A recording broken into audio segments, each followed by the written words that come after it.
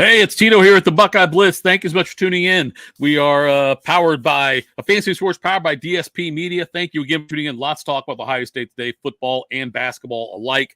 A couple things. We'll start off with the football side of things. There's been some scheduling updates. Ohio State originally supposed to play Washington as part of their as part of the upcoming schedule. They took Washington off the schedule. They've now added Marshall in there. They've got a home game against Marshall in 2024, and they have a home game against Western Michigan now in 2024 also. Marshall on September 21st. That essentially replaces the Washington game Ohio State was going to play. They did have a home-and-home set up. Buckeyes backed out of that one. And then the Western Michigan game is September 7th, 2024. They also added a couple of home games in 2029 with Nevada and Charlotte, and they suck. Look, I'm not going to lie to you. It's too bad Ohio State. A lot of schools just schedule better opponents. I know Ohio State's got some home and homes coming up with they're finishing up the Notre Dame one this season. Then they have, I think, Texas after that. I think Alabama,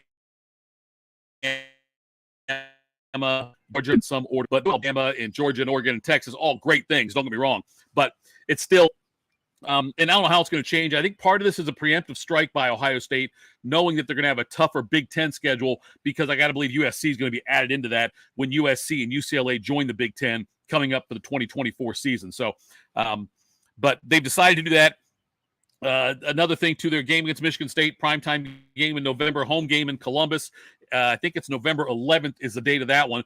And it's going to be a primetime game on NBC. Not a lot of night primetime game. Sorry, not a lot of night games in November for Ohio State. This is a rare occasion. Big Ten typically doesn't schedule a lot of night games in November, but NBC is going to have that one on as part of their schedule with their new Big Ten package that they have. So Michigan State, Ohio State this year will be a primetime game. Ohio State was announced against Michigan at noon, which always happens, so it's no big deal there. Fox is going to carry that game like they do every single year. The Big Ten Conference also is going to change a rule, it looks like, to where they're not going to require Big Ten opponents to schedule a Power 5 team as part of their non-conference schedule. It's been a rule lately that you have to have at least one Power 5 team scheduled on your non-conference schedule for football. The Big Ten's going to get away from that, it looks like. And so change some things I don't change that much for it, because I still think there's no way I'm going to schedule every game to be against a group of 5 opponent. I can't see them that, and maybe some of the lesser schools could, but nonetheless, once we get to the 12-team playoff, a loss is not going to hurt your team that much. Still, priority be on winning your conference. You win your conference, and you're one of the top 4 ranked teams, top 4 seeded teams, you will get a bye in the first round. Winning your conference is still going to be the premium, but now it's not such a crusher if you lose a game early in the season. So that's why I think you'll hopefully start seeing more Big Ten schools kind of schedule tougher opponents on the non-conference schedule, a chance to get your team ready for tough competition later on in the season, and also get a chance to draw more eyeballs to your program. We'll switch over to basketball real quick, then I'll jump back into Big Ten football. But Seth Towns for Ohio State. He's the kid who, Columbus Northland graduate, went to Harvard, was a couple of great years at Harvard before getting hurt, graduated within 3 years, was a double-double guy at Harvard, transferred back to Ohio State, battled injuries again, and now he didn't play at all last year. I think he's up 2 years now. He's been out. He's has entered the transfer portal with the opportunity to continue his college basketball career somewhere else. The interesting thing is he could end up with being in college for 8 seasons, but he may have 2 more years of eligibility left. Seth Towns enters the transfer portal. Ohio State's locked in full on scholarships. Bronny James on the men's basketball side announced he was going to go to USC. No big surprise there, but Ohio State's basketball team seems to be locked in as far as number of scholarships go. Wasn't really room for Seth Towns anyway. Not sure what kind of role he will play. Tanner Holden, the former Buckeye, who played for Ohio State for 1 year, didn't do much here, entered the transfer portal also a while back, and he announced he's going back to Wright State where he was. He was a star at Wright State. He had that big game in the NCAA tournament play-in game, where I think he had 30-something points, I believe, in that win for them a couple years ago. Last year didn't do much for Ohio State. Tanner Holden announced he is heading back to Wright State. Probably a good move for him. He did not much to Ohio State going here. He's a great shooter, just not a fit for the Big Ten and not a fit for Ohio State. The CBS Sports did something where they ranked all the Power 5 football coaches.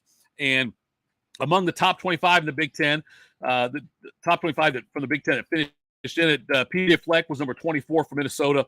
Brett Bielema, number 21 for Illinois. It's amazing what Brett Bielema has done at Illinois.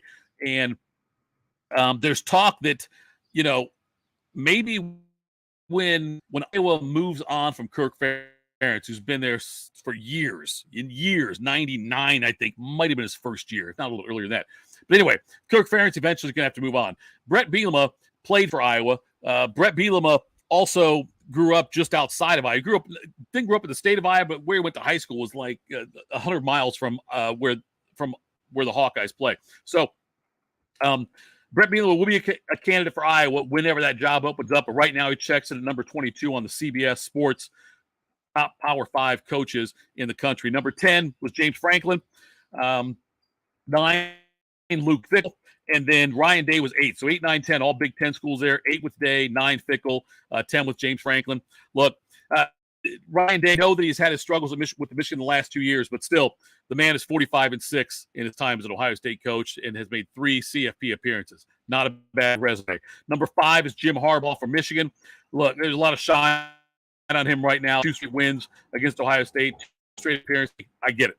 Number 4 is USC with Lincoln Riley.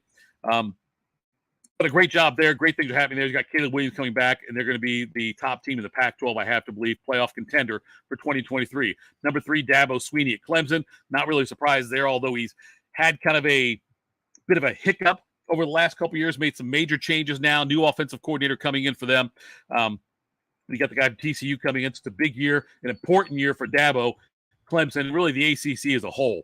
Number 2 on the list is Kirby Smart from Georgia.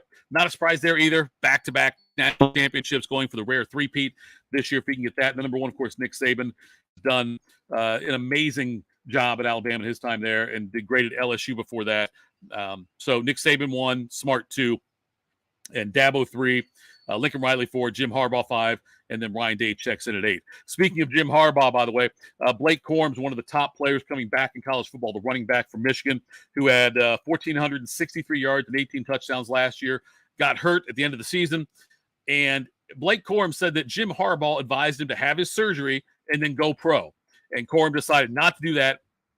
According to what Corum said, Harbaugh said, get the surgery, told me go to the league. I said, Coach, what would you do?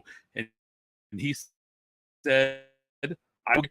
And but they decided on January 9th that he was going to come back to Michigan and hope to play for a national championship with them. Other Michigan news, because you always have to keep an eye on the enemy, right? Always keep an eye on the enemy. Glenn Shemmy Schembeckler, the son of Glenn Bo Schembeckler, has joined the Wolverines football staff. He's going to be an assistant director of recruiting. Sounds like a made-up title, but whatever. Anyway, he's worked in the NFL for a long time. He worked for the Bears, Vegas, Washington, also worked for Kansas City. So he has joined that staff as assistant recruiting. And folks, we're getting closer and closer to the start of this college football season. We've got a lot more to talk about coming up. There's other transfer portal news to get into. Other news, the Big Ten, we're waiting on some scheduling news for 2024, if we're going to hear that with regards to how they're going to structure the Big Ten football schedule. But a lot going on. There's really no offseason with college sports, especially college football when it comes to the Buckeyes. Follow me on Twitter. I am at ThatHappens. We are on FanStream Sports, powered by DSPMediaOnline.com. Thanks so much again to the Buckeye Blitz. We got a lot more to get into. Make sure you stay tuned. Listen, like, subscribe to all of our shows on FanStream Sports. Have a great weekend.